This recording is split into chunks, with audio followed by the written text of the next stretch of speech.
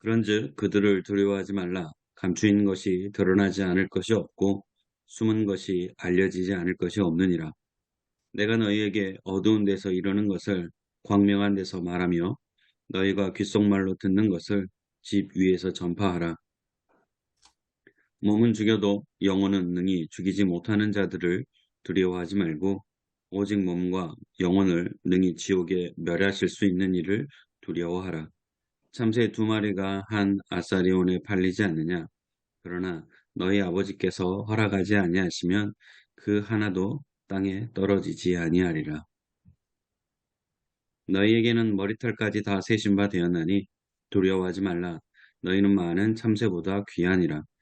누구든지 사람 앞에서 나를 시인하면 나도 하늘에 계신 내 아버지 앞에서 그를 시인할 것이요. 누구든지 사람 앞에서 나를 부인하면 나도 하늘에 계신 내 아버지 앞에서 그를 부인하리라. 설교 작성으로서 본문 읽기에 두 가지 문제를 이야기하고 있습니다. 둘 다 이제 번역 문제인데요. 마태복음 10장 26절에 그리고 기역 개정판하고 새 번역하고 공동 번역 개정판 번역의 차이를 언급하고 있습니다. 기역 개정판에 감춰인 것이 드러나지 않을 것이 없고 숨은 것이 알려지지 않을 것이 없느니라. 새 번역은 덮어둔 것이라고 해도 벗겨지지 않을 것이 없고 숨긴 것이라고 해도 알려지지 않을 것이 없다. 그러니까 둘 다 이중 부정을 써서 표현을 하고 있고요.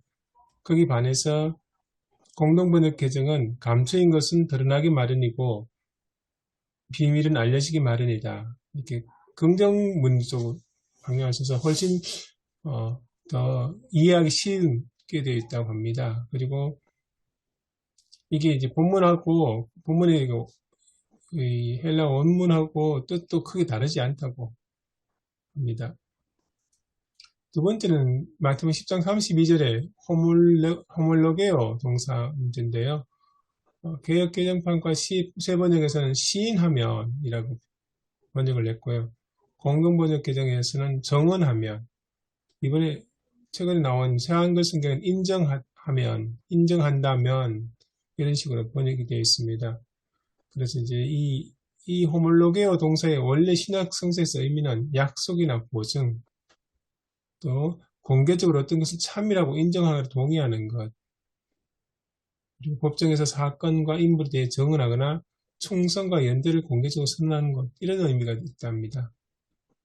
그런 요 의미를 비춰서 그 다음 나오는 부인하면이라는 그 내용을 뭘 부인하느냐 하는 것을 좀 구체적으로 설명하면 그리스도와 내가 아무 상관이 없다 그런 의미 하나고, 그리스도는 하나님의 아들이 아니다. 그의 삶과 죽음과 부활에 대한 말은 진실이 아니다. 이런 의미로 이해를 할 수 있습니다. 그러니까 이것을 부인하면 이런 의미가 됩니다.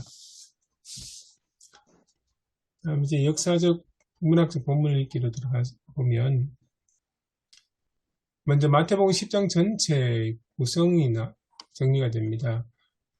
전체적으로 12제자를 불러서 축기와 치병과 치유의 권능을 수리하시고 파송하십니다. 그 파송하고 나서 파송하는 제자들에게 당부의 말씀이랄까요?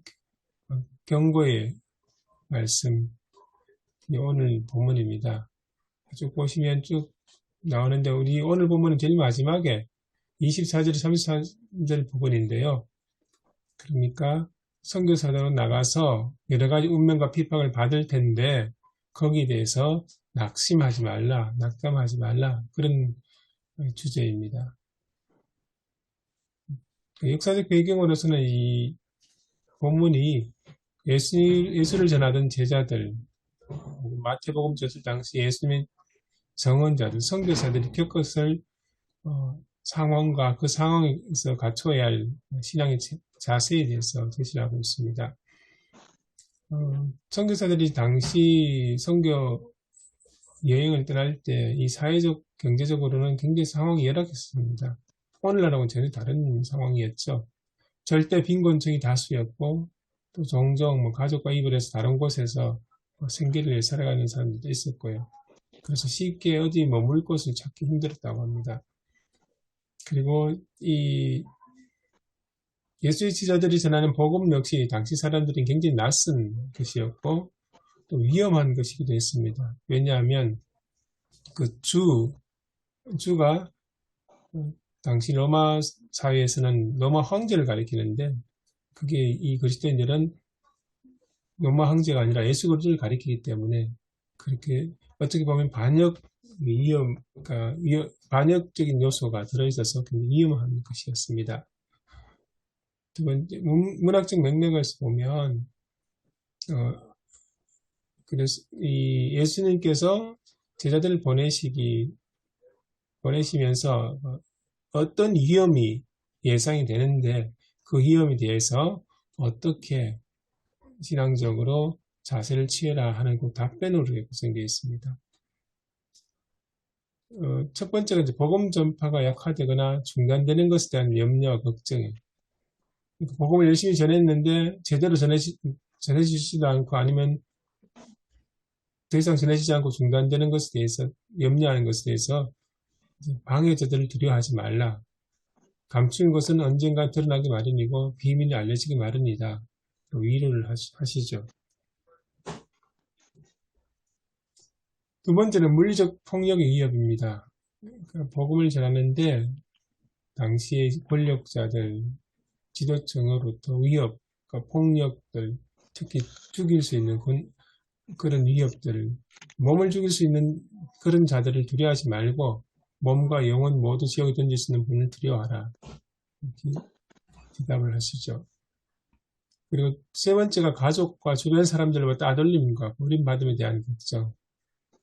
거기에 대해서 참새 한 마리 이야기를 하시면서 하나님 모든 사람들을 살피시고 또 그 모든 것을 하나님의 뜻대로 인도하신다.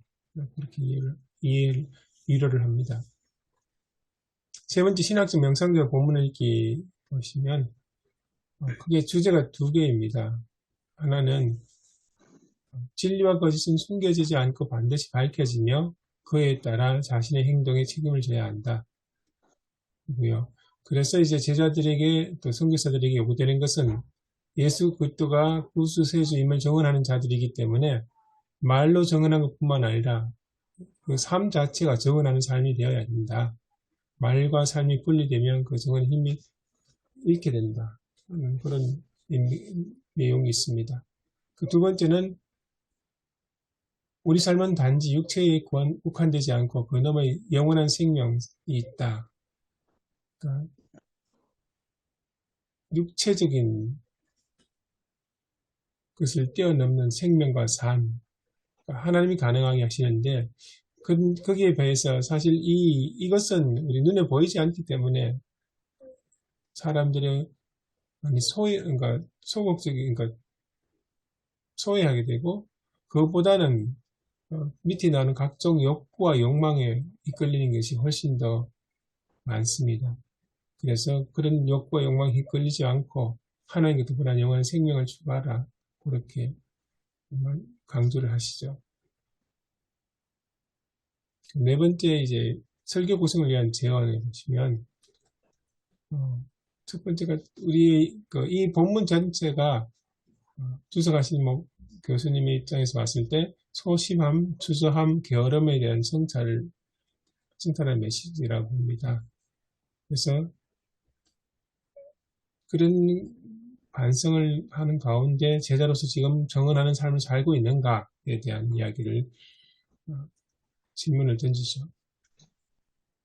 두 번째는 복음을 공개적으로 정언하는 삶에는 무기력이나 게으름과 다시 눈물을 흘리며 씨를 뿌리는 행동이 필요하다입니다. 앞에서 말했던 것처럼 복음이 제대로 전파되지 않을 것에 대한 걱정과 염려, 물리적 폭력에 대한 두려움, 이런 것들로 인한 무기력과 게으름 합리화할 것이 아니라 눈물을 흘리며 씨를 뿌리는 그런 수고가 필요하다고 볼 수 있습니다. 그 다음에 육체적 두려움에 대한 통제에 대한 저항. 그러니까 눈에 보이는 그러니까 물리적인 폭력, 위협 이런 것에 대해서 우리가 정말 두려워할 것은 눈에 보이는 권력이 아니라 몸과 영혼을 주관하신 하나님이시다. 라고 강조합니다. 그리고 이것을 통해서 그런 앞의 두려움을 극복해야 한다. 그렇게 이야기합니다. 이 본문의 이 주석에 대해서 설교는 이제 최경식 목사님, 대학 수성교에 계신 분 하셨는데요. 목사님은 이제 앞에 두 가지 주제하고 총 이제 네 개를 나눠서 세 개의 주제를 가지고 그리고 이야기를 합니다. 그 마지막 네 번째는 결론으로 이렇게 설교하시는데요.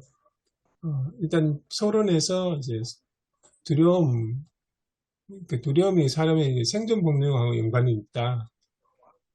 그렇게 이야기를 하면서 복음을 들고 세상에 나가라. 네, 그때 세상은 두려움의 대상이 될 수도 있다. 그런 것을 전제를 합니다. 그러고 나서 이제 두려워하지 말라. 세 가지가 나오는데요. 첫 번째는 진리와 것이 반드시 드러난다기 때문에 두려워하지 말라. 너희 전한 복음을 외면당하고 받아들여지지 않는 것을 두려워하지 말라. 감추어진 것은 언젠가 드러나기 마련이고 마련이니 낙심하지 말라. 이렇게 이어갑니다. 두 번째는 몸을 죽이도 영혼을 능히 죽이지 못하니 두려워하지 말라. 폭력에 노출된 제자들과 선교사들, 폭력과 죽음에 대한 두려움 당연히 일게 될 텐데요. 그 육체의 죽음을 뛰어넘는 영원한 삶이 있기 때문에 그것을 두려워하지 말고 오히려 몸과 영혼을 지옥에 매라는 그분을 두려워하라. 전개를 합니다.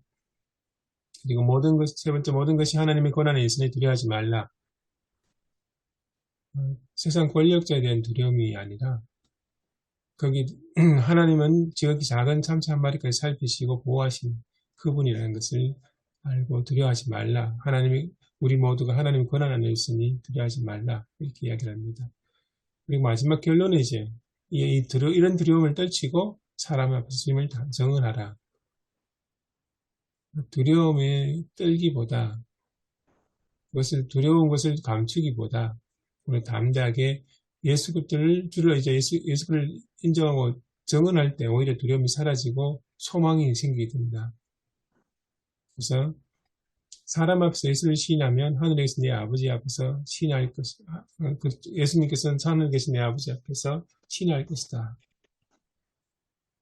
여기서 시인하다는 게 앞에 주석에 나온 그 예를 이제 들어서 예수가 하나님의 아들이며 우리 구세주임을 담대히 인정하는 것이라고 설명을 덧붙입니다.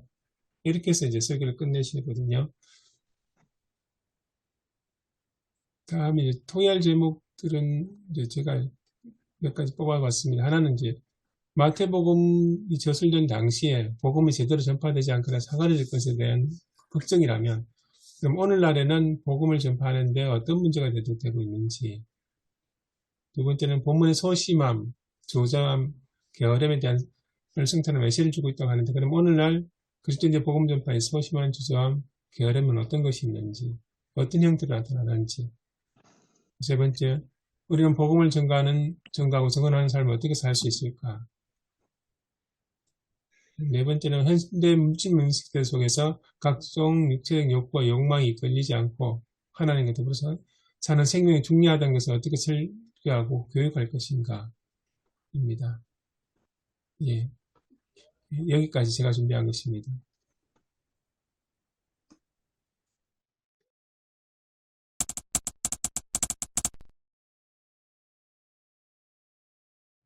성경을 읽을 때는 늘 성경 이 부분을 읽을 때는 이렇게 잘 몰랐는데 오늘 본문이 그 앞에 있는 24절, 25절하고 연속을 해서 봐야 되는 본문이 있더라고요. 24절, 25절을 제가 세 번째로 한번 읽어드리면 제자가 스승보다 넘지 못하고 종이 주인보다 높지 않다. 제자가 제 스승만큼 되고 종이 제 주인만큼 되면 충분하다. 그들이 집 주인을 바알세불이라고 불렀거든. 하물며 그 집 사람들에게 얼마나 더 심하겠느냐. 그러니까 예수님께서 박해를 받을 것이라는 이야기를 그러니까 제자들 보내시면서 하시고 난 뒤에 박해에 대해서 이렇게 대응하라 하신 이야기가 오늘 본문인 것 같습니다. 근데 저는 이 본문, 우리가 이제 나누기 전에 이 본문이 지금, 제자 파송에 대한 얘기인데, 우리가 알듯이 지금 이제 이 본문 쓰는 당시는 뭐 벌써 이제 사도행전 그런 분위기, 사도행전적 시각으로 쓰였다고 볼 수 있는데, 그러나 이제 이 본문이 예수님이 제자들을 보낼 때 그 당시로 들어가 보면 조금 이게 이거 어떻게 봐야 되나 하는 생각이 많이 드는데요. 지금 그 현재 제자들과 예수님과 관계에 있어서 이 제자들이 예수님을 온전히 이해하지 못한 상태잖아요. 그런 상태에서 예수님이 파송을 하는데 이걸 어떻게 봐야 되는가? 지금 제자들은 예수님을 잘 모르잖아요. 예수님이 누군지 잘 모르는 상태에서 어, 그러니까 성부 뭐 성자 하나님이라고 생각도 전혀 없는 상태잖아요. 그냥 그저 저 다윗과 같은 어떤 메시아 그 정도로만 생각하고 있는 제자들인데 그렇다면 예수님이 그렇다면 그 당시 제자들 상황을 잘 알고 계실 터인데 또 제자들을 보내서 그 파송한다는 게 이걸 우리가 어떻게 받아들여야 되는가? 이걸 먼저 우리가 짚어야 되지 않을까 하는 생각이 들거든요. 지금 뭐 오늘날도 유대인들은 아직 예수님이 메시아가 아직 안 왔다고 생각하고 있고 또 설사 메시아가 온다 하더라도 그들이 기다린 메시아는 지금 우리가 알고 있는 예수님하고 다르잖아요. 그러니까 그 당시로 올라가면 제자들은 오죽했을까? 그들은 어, 메시아 예수님을 그런 성자 하나님으로 보지도 않을 뿐더러 그런 상태인데 파송한다는 게 이게 여기에 대한 우리가 어떻게 받아들여야 되는가 먼저 짚어야 되지 않을까 생각이 들거든요. 마태복음 저술 당시 배경이 더 강하지 않을까 싶습니다. 꼬 목사님 말씀하셨던 거는 이제 성령 강림절 이전에 예수님과 제자들이 있던 그 시대를 염두에 두면 그런 문제가 많이 대두되는데 이 마태복음 저술된 당시는 이미 성령 강림절 이후이고 예수님에 대한 이야기들이 어느 정도 이해가 된 상황이 어떤 존재한다면 큰 문제는 없을 것 같은데 일단은 사실 이게 성령 강림절 이전과 이후뿐만 아니라 고대교회, 초대교회 이렇게 쭉 보시면 예수님에 대한 이해 때문에 논쟁이 많지 않습니까? 그 삼위일체론하고 그리스도 인성과 신성 논쟁이 계속 이어지거든요. 지금 우리야 그 공의에 다 거쳐가지고 정리된 걸 받아들였지만 이 뭐 마태복음 조선당 당시만 하더라도 그 예수님에 대한 이해가 완전히 정립되지 않은 상태였죠. 그래서 그렇게 본다면 그 복음 전하는 사람이 예수님을 완벽하게 이해한 상태에서 복음을 전하는 것은 아닌 것 같아요. 자기가 이해하고 자기가 전에 받은 것을 전하는 그런 정도라고 이해하는 게 맞지 않을까 싶습니다. 그러니까 이제 이 이야기가 만약에 성령 강림절 이후에 이제 쓴 거긴 하지만 그러면 제자들이 이제 사도로서 이제 복음 전파하러 나갈 때 결국은 이 이야기는 그러면 사도행전에 쓰여져야 되지 않을까. 그러니까 제자들이 이제 막 나가서 복음 전파할 때 그때 우리가 예수님이 이렇게 말씀하셨는데 우리가 그런 마음으로 나가야 된다. 이렇게 쓰면 이해가 되지만 지금 이거는 다시 예수님 당시에 있었던 일을 쓰는 얘기잖아요. 예수님 당시에 있었던 일을 쓴다는 것은 그 예수님이 살아 계실 때 자기들과 함께 있을 때 그 뭐 이렇게 나갔다 그러는데 그때는 그 당시로 거슬러 올라가 버리면 지금 이 제자들은 그런 그리스도에 대한 전이해가 전혀 없는 상태에서 나갔다는 거 아니에요. 그때 벌써 그때 이미. 그러니까 그 부분에 대해서 우리가 어떻게 이 본문을 받아들여야 되는가? 그거죠. 그러니까 이게 막 그런 뭐 현재 과거가 막 이게 섞여서 막 이렇게 지금 봐야 되는 건가? 근데 이제 우리가 순수하게 이 예수님이 이 제자들에게 하셨던 그 시대로 올라가서 봐야 되잖아요. 일단은. 그럼 예수님은 제자들이 전혀 제대로 준비가 안 된 상태인데 예수님 보내신 거거든요. 말하자면. 그 부분에 대해서 우리가 좀 짚어야 되지 않을까. 마태복음 10장 다시 보니까 10장 1절에는 제자들을 부르셔서 제자들에게 온갖 권능을 먼저 주시고, 그리고 2절부터는 12 제자인데도 금방 이야기한 것처럼 12 사도의 이름 그렇게 나옵니다. 예, 그런 거 봐서는 이제 기록된 시기가 예수님 시대를 지금 이야기하는데, 기록된 시기는 사도 이름으로 나온 거 보니까 예, 지금 우리가 아는 대로 마태복음은 뭐 AD 70년, 80년 그게 이제 다시 한번 생각하게 되고, 그리고 이제 권능을 주고 가서 전파하는 곳이 유대인들을 향해서 가라, 이제 그렇게 돼 있거든요. 그게 한 15절까지 유대인들을 향한 복음. 그래서 16절부터 23절까지는 박해를 각오해라. 그 다음에 24절, 25절은 이제 제자와 선생 관계. 본문은 그렇게 진행되고 있습니다. 편집 그죠. 비평 이야기는. 예. 그럼 이제 우리가 이 본문을 볼 때는 예, 지금 마태가 옛날에 예수님이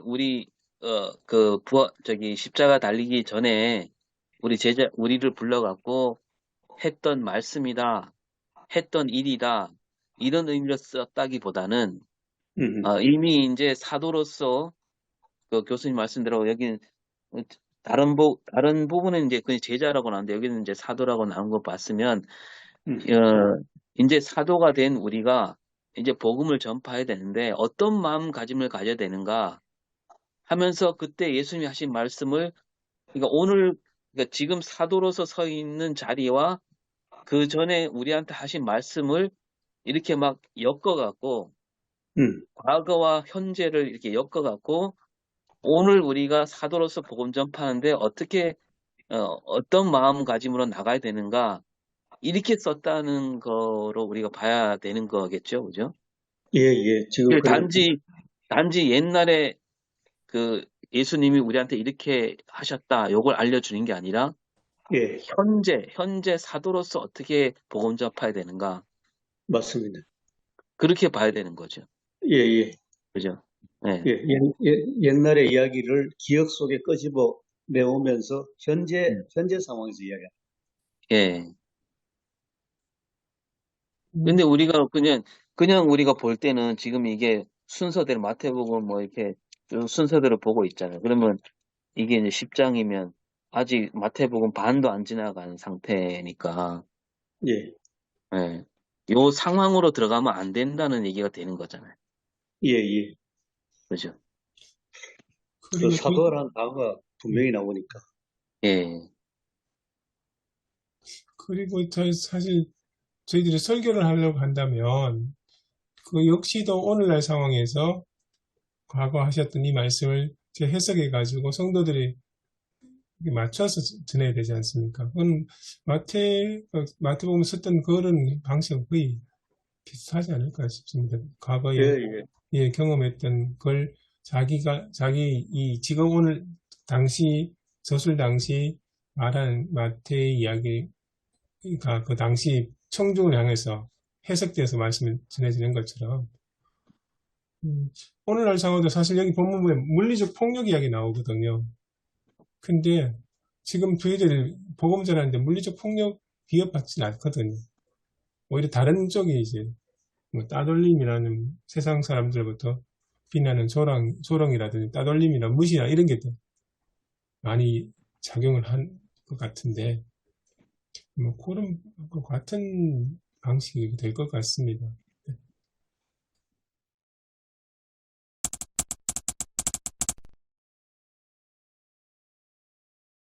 그래서 이 본문에는 세 가지가 나오지 않습니까? 세 가지에 대한 이제 뭐랄까 경고와 그에 대한 신앙인의 자세, 어떻게 보면 위로라고 할 수 있겠죠. 첫 번째가 이제 복음을 열심히 전해도 이게 제대로 잘 전달되지 않는 것 같은 느낌. 이러다가는 뭐 복음이 소리 소문 없이 사라질 것 같은 거기에 대한 걱정과 염려잖아요. 그에 대해서 예수님은 숨겨진 것은 반드시 드러난다는 이야기를 하시잖아요. 그리고 두 번째가 이제 폭력, 국가 권력 이런 쪽에서 지금 전하는 복음이 이제 국가 권력을 이렇게 위배되니까 폭력을 해서 위협, 죽음의 위협, 그래서 복음 전파를 막는 것에 대해서 위로하신 이야기가 몸만 있는 게 아니고 영혼이 있는데 그 영혼까지 그러니까 처벌하실 수 있는 하나님 두려워하라. 그런 이야기 하셨고, 세 번째가 이제 따돌림, 가족이나 주변 사람들의 따돌림에 대해서 하셨던 이야기가 하나님 이야기하면서 하나님 참새 한 마리까지도 돌보시는 분인데 하물며 너희들까지 염려하지 말라. 그렇게 이야기하신 것 같은데. 그래서 오늘 이 세 가지를 보면 사실 두 번째 같은 경우 오늘 우리나라 상황에서는 그대로 대입하기가 좀 힘들죠.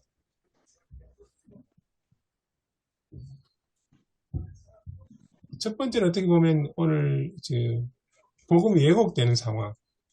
열심히 복음을 전했는데 받아들이지 않는 것도 문제지만 이게 이상하게 왜곡되어 가지고 원래 복음이라기보다는 뭐랄까 하나의 정치적 이데올로기 도구처럼 사용되는 그런 상황에 대한 염려.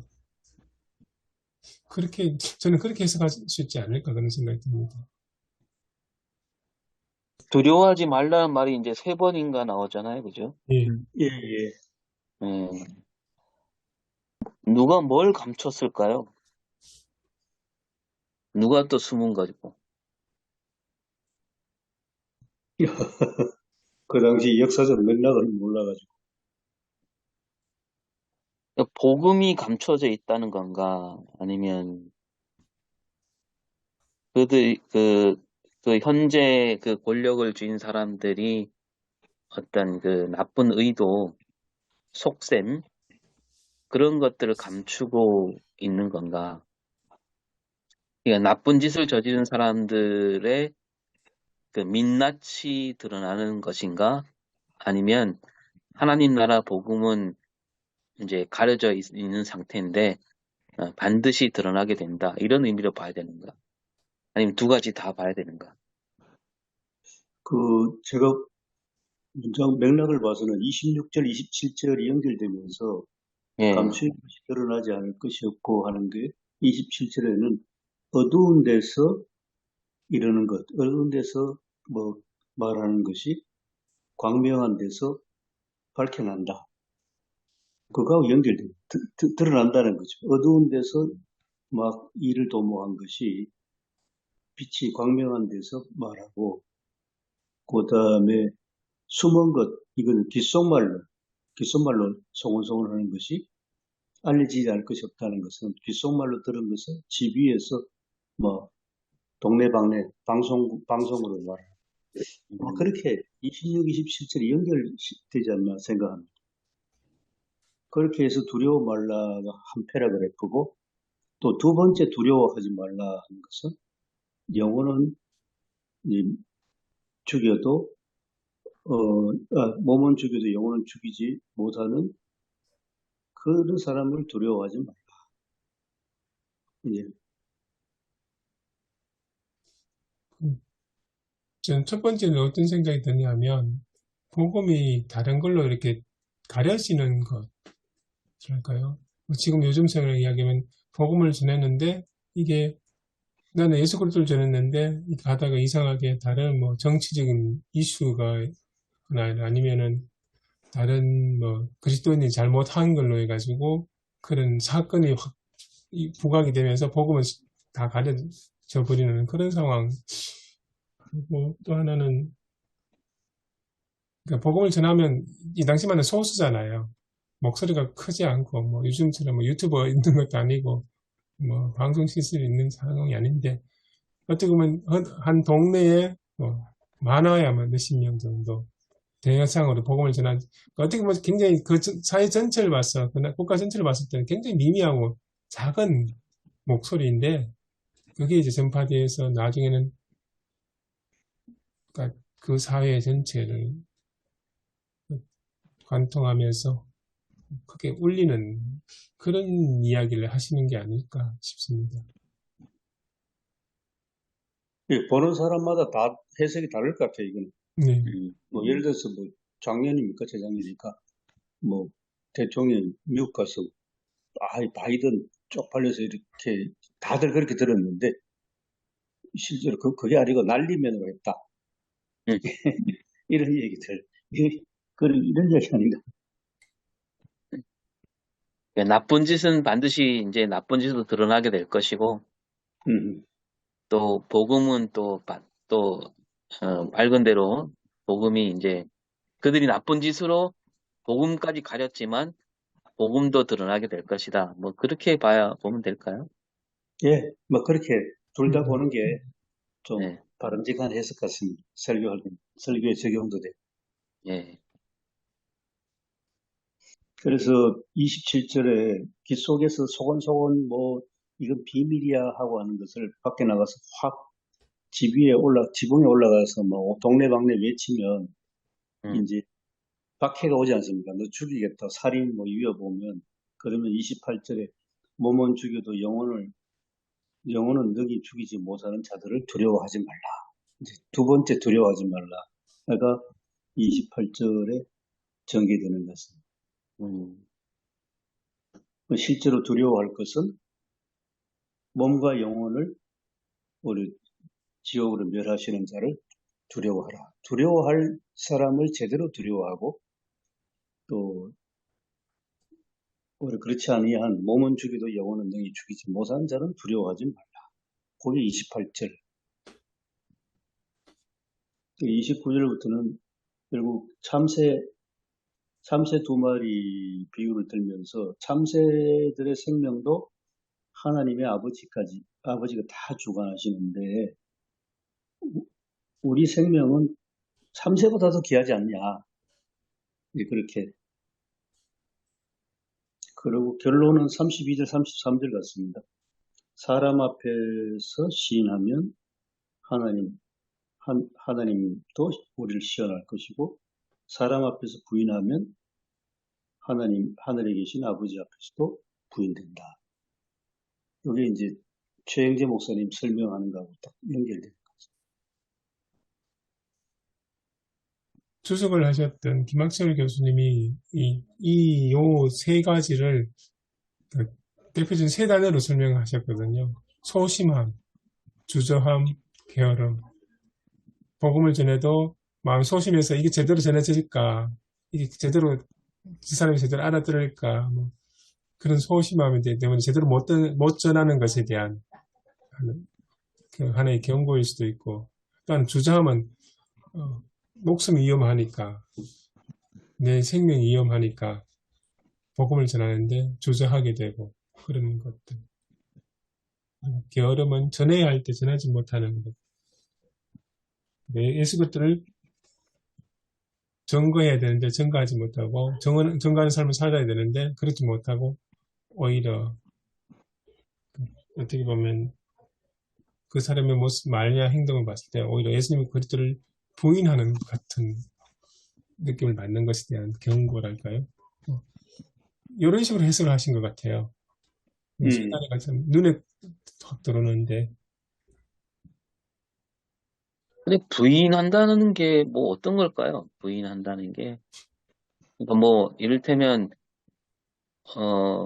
뭐 예수 믿는다는 이유로 잡혔을 때 어? 나는 예수를 나는 예수를 따르지 않는다 이렇게 말하는 게 부인한 걸까요? 자기 목숨을 살려고? 아까 제가 발제할 때 잠깐 이야기했는데 그 부인하다는 의미가 그 앞에 있는 그 시인하다는 내용, 그 단어의 뜻하고 이렇게 연결시켜서 보면 이게 이제 하나는 내가 예수님과 아무 상관이 없다. 예수님이 하나님의 아들이 아니다. 그리고 예수님의 삶과 죽음과 부활이 실제 진실이 아니다. 거기에 관한 그러니까 진술들이 참이 아니다. 이걸 들으면 어떤 생각이 드냐면 고대 그 당시에 있었던 그 영지주의 가연서 같은 것에 대한 반박하는 내용 같기도 하고요. 그런 이야기들 아니면 옹성 말씀하셨던 것처럼 그러니까 죽음과 생명에 대한 위협 앞에서 그것을 벗어나기 위해서 나 예수님 믿는다고 잠시 부인하는 거예요. 저는 그렇게 이 본문을 성경 말씀을 읽을 때는 어떤 생각이 제일 먼저 드냐면 우리 그리스도인들이 일상생활 하다가 그리스도인들 드러내는 게 참 부끄러워하는 게 있잖아요. 기도할 때 식당에 가서 뜨뜻하게 기도 못하고 왠지 모르게 슬쩍 그러니까 남 눈치 보면서 저도 기도하는 동 마는 동 하면서 살짝 넘어가는 그런 모습들 많이 떠올렸는데 오늘 이렇게 해석을 보니까 그거보다는 좀 다른 신학적인 내용이 많이 들어가는 것 같습니다. 그냥 뭐 일상생활에서 멀쩡히 있는데 누구한테 가고 나는 예수를 구주로 믿지 않는다 이렇게 말하는 사람은 없잖아요. 그죠? 그렇죠. 예. 그리고 이제 시인한다라고 했을 때도 시인한다란 말이 예수 그리스도가 내 구세주다라고 이제 입으로 말한다라는 의미로 받아들이면 너무 좁은 의미가 아닐까. 그렇게 되면 이제 예수님이 그 말씀하신 주여 주여 하는 자마다 다 천국에 들어갈 수 없다고 하신 말씀과 또 이렇게 그 배치가 되잖아요. 그러니까 시인한다는 말을 우리가 너무 이렇게 뭐랄까 그냥 입으로 시인하는 거 그렇게만 보는 거는 또 아니지 않을까. 그러니까 시인한다는 말은 그 입으로 하는 시인을 넘어서서 그 예수님이 가신 길을 그대로 가는 거 그게 시인이지 그냥 입으로 고백하는 거로만 우리가 본다면 너무 좁게 해석하는 게 아닌가 생각이 들고요. 김학준 교수님도 그 이야기를 하시거든요. 정은 말로 하는 정은뿐만 아니라 정가하는 삶이 뒷받침되지 않으면 그 정은 자체도 정당하지 못한 효력이 없는 걸로 그 이야기를 하시거든요. 그러니까 정은하는 삶에까지 되돌아야, 그러니까 609쪽에 보시면 그 제자들은 매일의 삶이 자신의 신앙을 공개적으로 입증하고 정언하는 삶에까지 도달해야 한다. 그러니까 그게 없으면 그 사람이 아무리 정언해도 그게 의미가 없다는 이야기를 하시거든요. 시인이라는 단어가 계속 우리 내리속에 들어오는 거는 입으로 인정하는 이런 개념이라서 그렇게 많이 생각을 하시게 되죠. 그죠. 그 이제 로마서 10장하고 연결해갖고 이렇게 돼서 이제 사형리에서 그렇게 하잖아요. 네. 나를 따라하라고, 뭐, 주의 신님, 저는 죄인입니다. 뭐, 이 시간 주님을 영접하겠습니다. 그 영접 기도가 끝나면 당신은 구원받은 사람입니다. 이렇게 너무 단순화시켜갖고, 예. 지금 우리가 그게 우리 교회 안에 그냥 깊숙이 들어와 있잖아요. 그래서 이제 뭐 예수 믿는 집안에 누가 예수 믿을까 말까 뭐 아직 믿지 않는데 돌아가실 때 마지막 숨을 거두기 전에 믿는다고 고백했으니까 이분은 천국 갔습니다. 이렇게 단순화시키는 경향이 너무 이렇게 강하게 들어있는 우리 안에 네. 네네. 그리고 그러니까 입으로 시인하고 삶으로 시인하는 그 정언이라면 그 단어가 연결된 게 그 결국 순교 아닙니까? 예, 말투스. 예. 그 이제 삶으로 시인하면 이제 순교까지.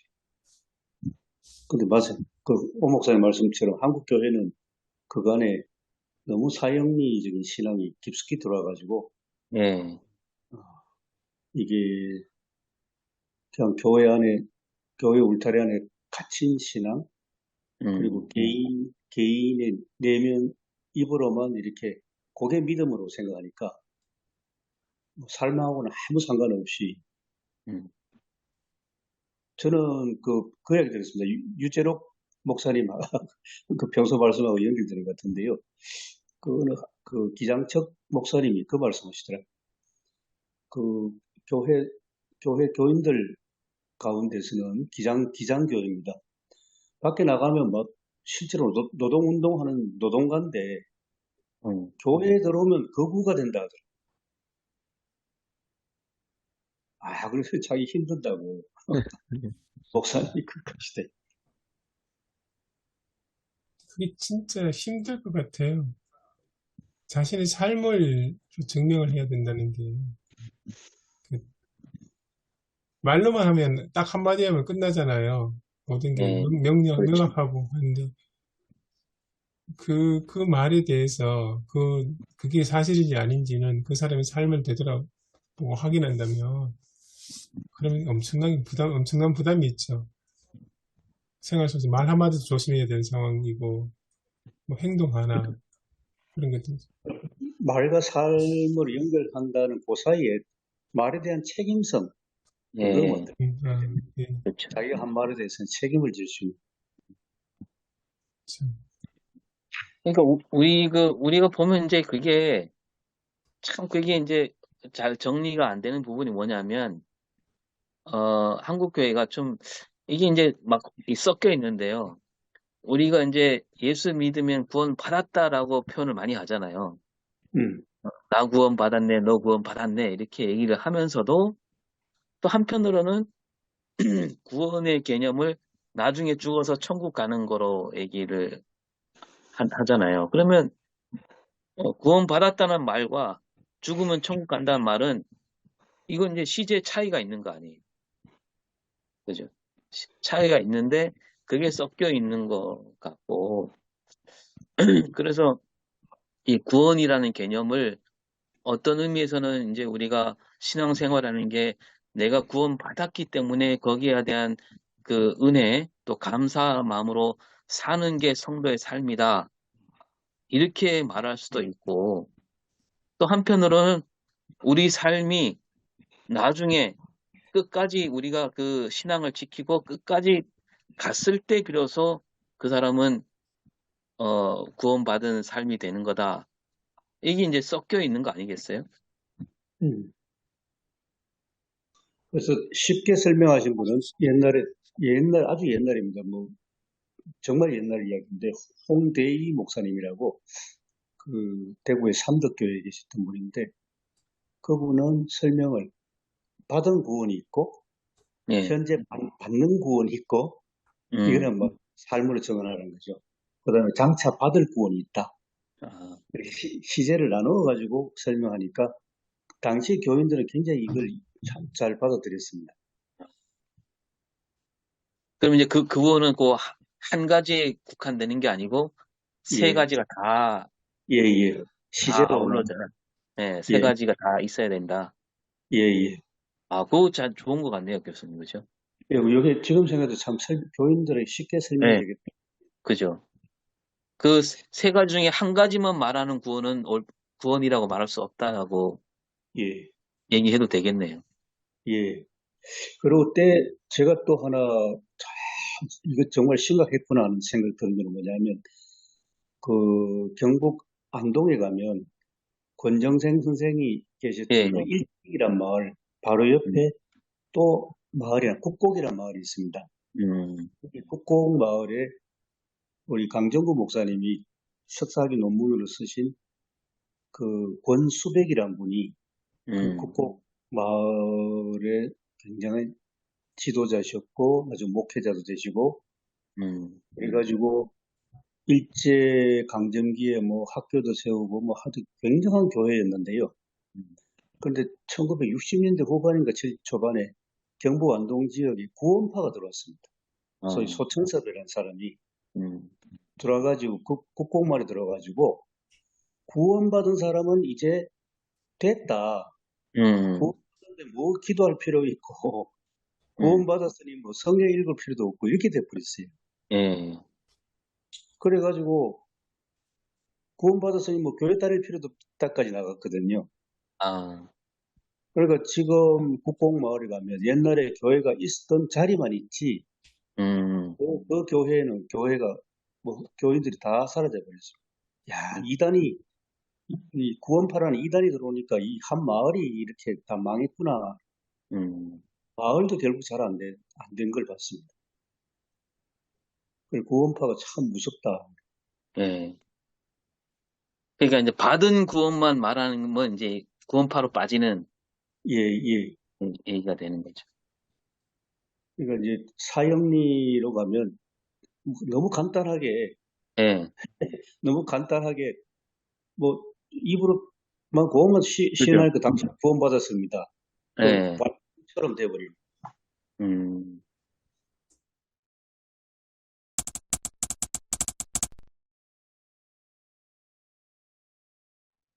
주제를 조금 다른 걸로 돌려가지고 그 두 번째 두려움에 대한 이야기 있지 않습니까? 예, 몸은 영혼. 죽일지 몰라도 영혼 죽이지 못하는 하나님 두려워하다. 지금 우리 현 세상으로 봤을 때 현재는 굉장히 물질 문명이 발달해서 되어 있지 않습니까? 그리고 뭐 심지어 요즘에는 외모 지상주의라 할 정도로 외모에 대해서 눈에 이제 감각적으로 반응되는 것을 굉장히 그렇게 중요시하고 거기에 관심이 많이 쏠려 있는데 이 사람들을 향해서 이 젊은이들 성도들을 향해서 영원한 생명, 영혼 이야기를 해야 되는데 그러니까 했을 때 얼마나 받아들일까 이야기하고 뭐 인정은 하겠지만 그걸 위해서 보이지 않는 그 영원한 생명을 향해서 그걸 중시하고 그것을 붙잡기 위해서 그 방향으로 나가도록 어떻게 설계할 것인가 그게 참 고민이 되더라고요.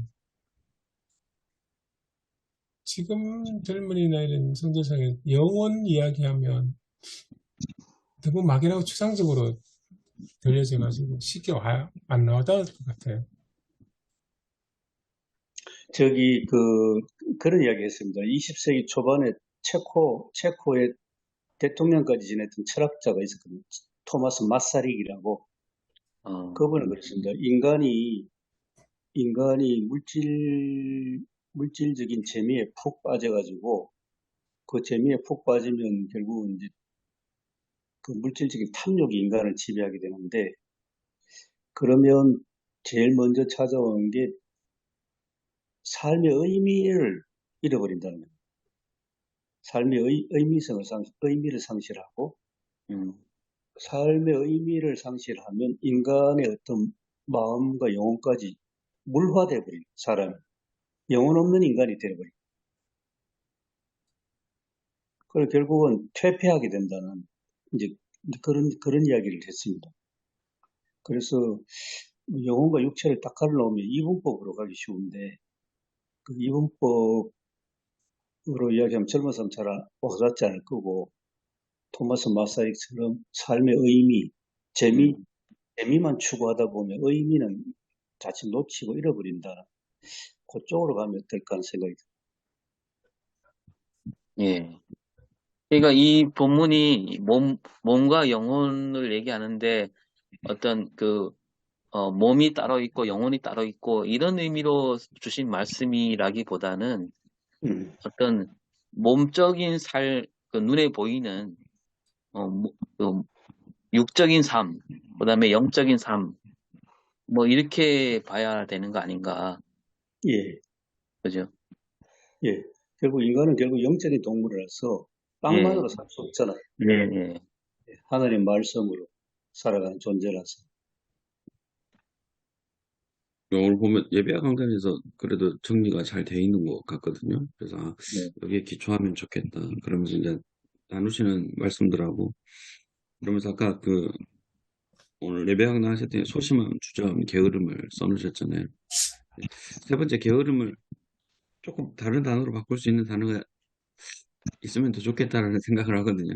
그래서 음, 그리고 우리가 설교하면 이 소심함, 주저함, 게으름을 대체할 수 있는 우리가 어떻게 살아야 되는지까지 다 우리가 설교가 돼야 되니까 이거를 대체할 단어가 있으면 거의 오늘 설교를 완성하고 마무리할 수 있겠다는 생각이 들어서 목사님들 혹시 그걸 대체할 단어들 그리고 이렇게 하면 좋겠다라는 생각되는 것들이 있으신지 여쭤보고 싶습니다. 우리가 지금 오늘 이게 낙심하지 말자, 두려워하지 말라 이게 어떤 걸 선택을 해야 될까? 오늘 본문을 보면 두 가지가 다 나오고 있거든요. 지금 발표할 때, 예, 최 목사님이 발표하실 때도 그랬고 오늘 보면 낙심하지 말라 부분에 속해 있는 말씀이다. 그런데 우리가 지금 얘기하는 건 지금 두려워하지 말라가 지금 중심으로 얘기가 되어지고 있잖아요. 그러니까 그러면서 세 단어 이야기했고, 근데 이제 저희는 이제 설교를 해야 돼서 여기서 끝나지 않고 앞으로 어떤 삶을 살아가야 될지가 이야기 돼야 돼서 반대되는 단어들이 있긴 있지만 그래도 좀 더 좋은 단어들이 있지 않을까. 그래서 그렇게 되면 거의 설교 마무리할 수 있을 것 같거든요. 시간에. 소심함에 대해서는 담대함, 게으름에 대해서는 성실함 정도. 근데 주저함에 대해서는 좀 뭘 밖에는 떠오르는 게 없어요. 주저함은 그 왜 엘리야가 말했잖아요. 둘 사이에서 머뭇거리는 거.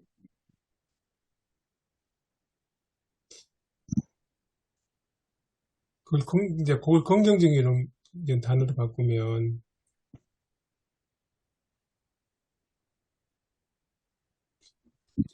적극성인가? 아니, 적극성은 아니고 이쪽이냐 저쪽이냐 주저주저 하는 그 한쪽을 선택을 해서 과감하게 나가라 이거 아니겠습니까? 예, 음, 단호함. 주저함에서 옳은 것, 바른 것을 선택해라.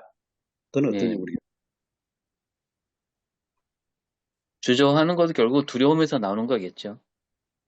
그쵸. 아까 게으름을 성실함으로 바꾼다. 그 성실함의 어떤 반대 개념으로 얘기하는 건 좋은 것 같아요. 그 시편이나 보면 이제 성실하신 주님 얘기 많이 하잖아요. 그 하나님이 어떤 요즘 사람들이 좋아하는 어떤 대박 사건, 예, 한 번에 그냥 한 번에 뭔가 쇼부를 보는 그런 데 사람들이 많이 꽂혀 있잖아요. 그러다 보니까 다 막 주식 투자를 하고 뭐 코인을 하고 이건 다 한 번에 뭔가 얻으려고 하는 거잖아요. 그게 결국 게으름하고 연결되는 거라고 보고 뭐 우리가 뭐 TV에 뭐 아니면 뭐 인터넷에 약선전 한 걸 보면 뭡니까 만병통치약 이런 것도 사실은 게으름의 소치가 아닌가. 꾸준하게 하나 쌓아가는 것보다는 뭐 하나로 그냥 다 해결하려고 하는 마음. 그게 결국 게으름하고 연결되는 게 아닌가 생각이 들거든요. 그래서 아까 구원파도 마찬가지로 받은 구원에만 집착하는 것은 게으름인 거죠. 그래요, 맞아요. 현재 우리가 이루어가야 하는 구원. 그거는 결국 게으름하고 전혀 반대되는 개념이 아닌가. 꾸준하게 변함없이 하나하나 이뤄가는 거. 이게 진짜 구원을 이루는 마음가짐이 돼야 된다.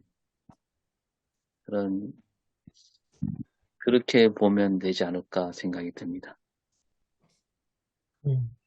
게으름, 방금 이야기 하시니까 좀 제가 개인적으로 좀 충격받은 게, 저희 교회 6학년 애한테 이렇게 차를 타고 가다가 한번 물어봤더니 네가 제일 원하는 게 뭐냐?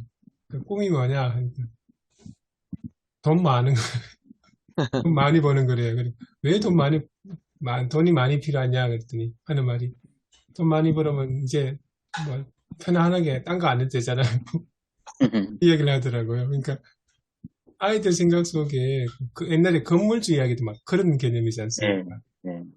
이미 딱 꼭 어리석은 부자처럼 떠오르는데 딱 태어났으니까 이제 그냥 편안하게 아무것도 안 하고 논다. 그런 개념이 많이 자리 잡혀 있더라고요. 그래서 좀 심각하다는 생각 들더라고요. 초등학생들이 또 그런 생각도 하고 있으니까.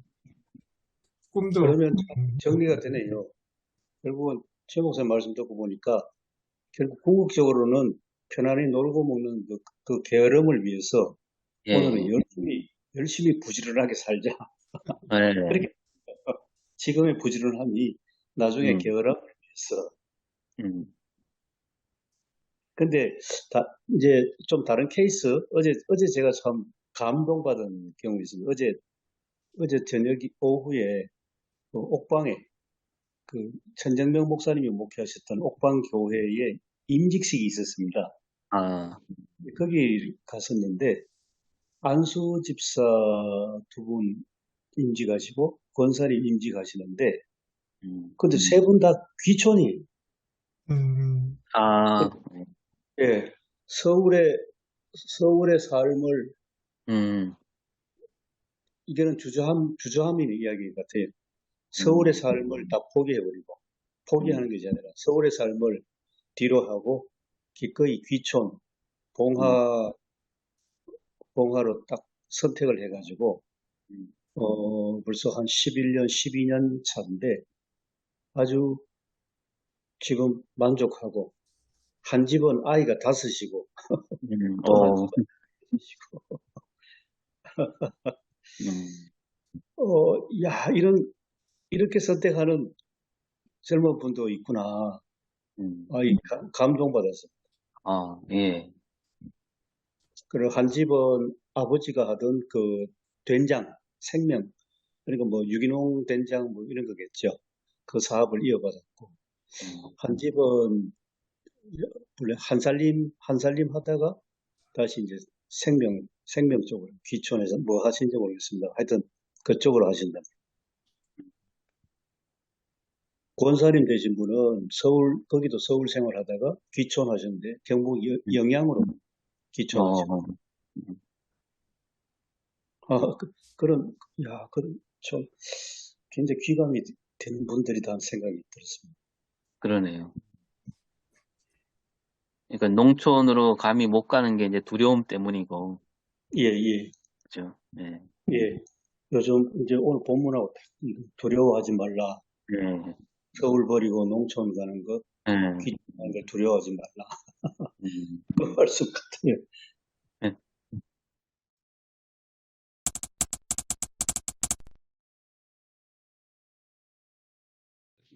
이번에 뭐 예배강 내 두려워하지 말 것은이라고 돼 있잖아요. 근데 네. 오늘 이렇게 보면 두려워하지 말라. 그래서 지금 세 가지 단어 지금 계속 얘기했는데 소심함, 주저함, 게으름. 우리가 두려워하는 것들은 소심함 때문이고 주저함 때문이고 게으름 때문입니다. 그리고 이걸 바꾸면 이 소심함을 담대함으로 바꾸고 주저함을 바른 선택함으로 바꾸고 게으름을 성실함으로 바꿔서 정말 담대하고 바른 선택을 하고 성실하는 주님을 증언하는 삶을 살아가는 이렇게 마무리를 하면 될 것 같아요. 그러니까 오늘 이번에 예배와 강단에 잘 정리가 돼 있는 것 같더라고요. 그래서 예배와 강단 중심으로 해서 이 단어들 선택해서 그러니까 예수 그리스도를 증언하는 삶을 사는 삶으로 이렇게 정리를 하면 될 것 같습니다. 그래도 오늘은 거의 잘 정리, 중심 주제문이 나와가지고 이렇게 하면 되겠다라는 생각이 듭니다. 예. 예, 저도 그 두려움과 예수님의 제자로서의 증언하는 삶, 제자는 그리스도의 삶을 바로 증언하는 삶인데 우리가 그런 증언하는 부분에 있어서는 삶이 안 따라주니까 제대로 증언이 안 되잖아요. 그죠? 그래서 이제 아까 두려움에 대한 얘기도 나왔고, 그러면은 다시 살리시는 하나님을 믿는 것이 무엇인가? 그 부분을 좀 고민을 하게 되었고, 그리고 또 죽음의 가치, 예, 두려움은 결국은 이제 죽음도 연관성이 있으니까 우리가 죽음의 가치에 대해서 좀 진지하게 고민하면은 현재 삶도 두려움을 이기지 않을까 그런 생각을 갖고 좀 설교 준비를 하려고 합니다.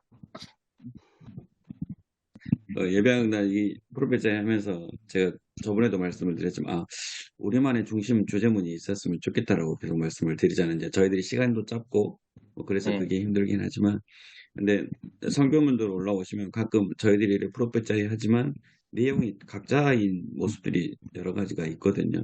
근데 네. 어떤 날은 딱 그 저희들 전부 다 말씀들이 비슷한 그 모습들이 있는데, 오늘은 뭐 사람이 적어서 그런지 모르겠지만 이렇게 저희들이 두려워하지 말고 증언하는 삶을 살자. 그 중간의 과정들이 이러이러한 과정이다. 이렇게 딱 되면 저희들이 설교하기가 너무 좋거든요. 그리고 예배와 강단 준비하셨던, 그러니까 준비를 잘 해주셔서, 그러니까 주석도 잘 해주시고 설교도 잘 해주셔서 이렇게 딱 되면 이런 방향이면 가끔 이분이 어떤 주석을 했고 이분이 이 설교를 왜 하셨는지 도저히 감이 안 오는 그런 게 가끔 있거든요.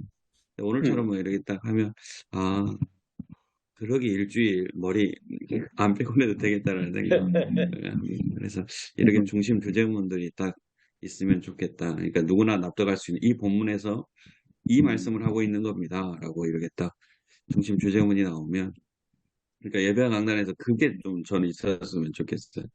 이 본문은 이 말씀을 하는 겁니다 라는 주제문, 누구나 납득할 수 있는, 그러니까 이해되지 네. 안 되는 거 말고 납득할 수 있는 그 중심 주제문만 나오면, 이제 그걸 푸시는 분들은 다 목사님들이 몇십 년들 하셨으니까, 그래서 이래 좋다. 오늘 너무 오늘은 정리가 다 돼서 이번 한 주간은 좀 더 편하게 있을 수 있지 않을까 하는 생각이 들어요.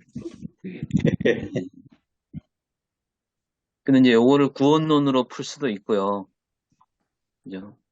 어떤 제자로서의 삶으로 풀 수도 있고,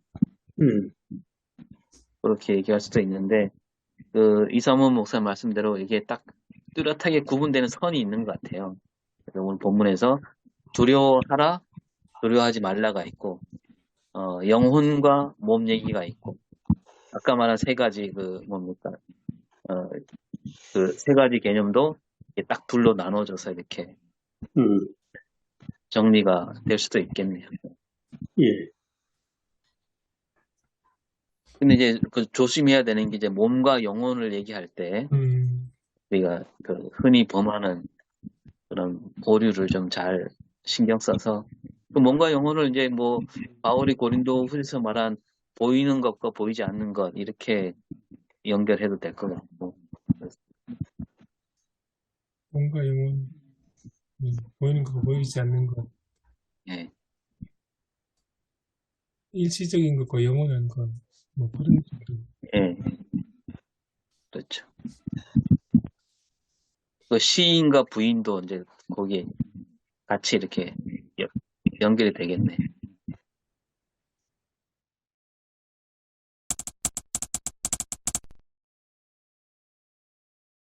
사랑과 은혜가 많으신 하나님 아버지, 주의 은혜를 감사합니다. 이 귀한 시간 저희들에게 허락해 주시고 함께 하나님 말씀을 읽고 생각하며 서로 대화를 나눌 수 있게 해주신 것 감사합니다. 또 이 대화 가운데 귀한 깨달음과 배움을 허락해 주신 것 또한 감사합니다. 주님, 저희들이 오늘 나누는 것 가지고 한 주 동안 묵상하고 정리하여서 성도들 앞에서 말씀을 전합니다. 그 모든 과정 속에 성령 하나님께서 함께 하셔서 저희들이 전하는 이 말씀이 살아있는 하나님의 말씀이 되게 해 주옵소서. 누동 목회하시고 바쁘게 생활하시는 우리 목사님 건강을 지켜주시고 하나님의 음성이 늘 함께해 주옵소서. 예수님 이름으로 기도합니다. 아멘. 네. 아멘. 수고하셨습니다. 수고하셨습니다. 수고하셨습니다. 네.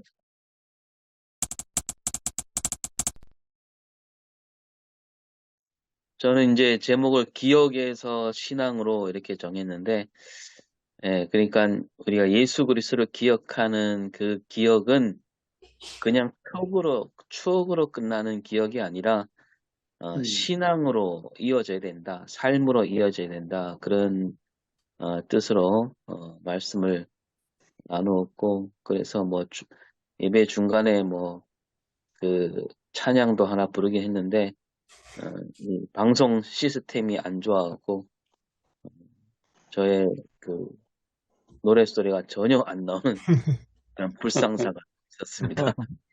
네, 근데 뭐 교회 그 예배당에서는 뭐 문제 없었는데 이게 유튜브로 나가는 게 전혀 안 나왔더라고요. 그랬습니다.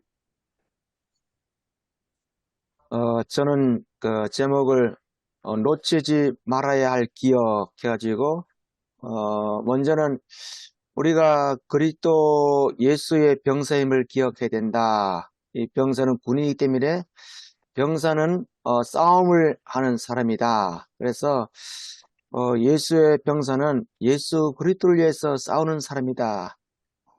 예수님 당시에도 로마의 그 평화, 팍스 로마 거짓 평화, 정치 애교 이 모든 부분에 있어서 그리스도인은 병사로도 싸웠고 그것 때문에 두려운 마음도 있었지만서도 어쨌든 목숨을 건 싸움이었다. 그리고 또 예수의 그 기억하는 것도 예수님의 삶도 싸움의 연속이었다. 바리새인들, 제사장, 종교로 대표되는 사람들, 그리고 또 정치 지도자들과의 싸움. 그래서 예수 그리스도의 병사는 이 시대의 그 거짓된 문화와 시대의 잘못에 대해서 싸우는 예수의 병사가 되어야 된다. 그래서 우리는 세상과 영적 전투에 임하는 자세로 신앙생활을 해야 된다. 이렇게 말씀드리고, 두 번째는 예수 그리스도를 기억하는 것이 신앙이다. 그러면 구약 성서의 핵심은 바로 기억인데, 이스라엘 백성들이 출애굽해가지고 광야를 지나서 가나안 땅에서 그들이 하나님의 백성으로서 이방 문화에 물들지 않고 늘 하나님의 백성임을 기억했듯이 이것이 신학에도 그대로 이어졌고, 어떻게 하나님께서 구원의 역사를 이루으셨는가? 이것이 바로 구약 시대의 기억이었다면은 바울이 디모데에게 예수 그리스도를 기억하라는 것은 바로 그리스도의 삶을 기억해야 된다. 그리스도의 삶을 교회 속에서 시상 속에서 실현되어야 된다. 그리고 또 그리스도의 사랑을 기억하면서 함께 가고 함께 포용하는 그런 신앙이 있어야 되겠다. 그리고 또 그리스도의 부활을 기억함으로써 예수 그리스도의 병사로서 투쟁적인 삶을 살아서 영적 긴장감으로 주님의 사셨던 그런 삶을 우리도 이 시대 속에서 살아내자. 이렇게 설교를 했습니다. 제가 지난주에 참여 못해가지고 우리 그 주석 부분을 이제 읽으면서 이제 대충 주제를 잡고 이렇게 설교했습니다. 저는 인정받는 일꾼이라는 제목으로 말씀을 전했거든요. 그러면서 인정받는 일꾼으로 살아가려면 먼저 예수 그리스도를 기억하는 삶을 살아야 된다. 그래서 저번 주에 저희들이 얘기했던 그 예수 그리스도를 기억하는 건 머리로만 기억하는 게 아니고 우리의 삶을 통해서 부활하신 예수님이 드러나는 삶을 살아야 된다. 그러기 위해서 본문에 나왔던 것들을 몇 가지 이야기하면서 고통을 참는 자, 그리고 말다툼하지 않고 말씀을 분별하는 자로 그렇게 살아가야 우리가 예수를 기억하는, 예수님의 부활을 기억하는 자가 될 것이다. 그래서 인정받는 일꾼이라고 했는데 좀 어려웠던 것 같아요. 더 많이 했어야 되는데 소화하는 게 좀 힘들었다. 그렇게 느꼈던 것 같습니다.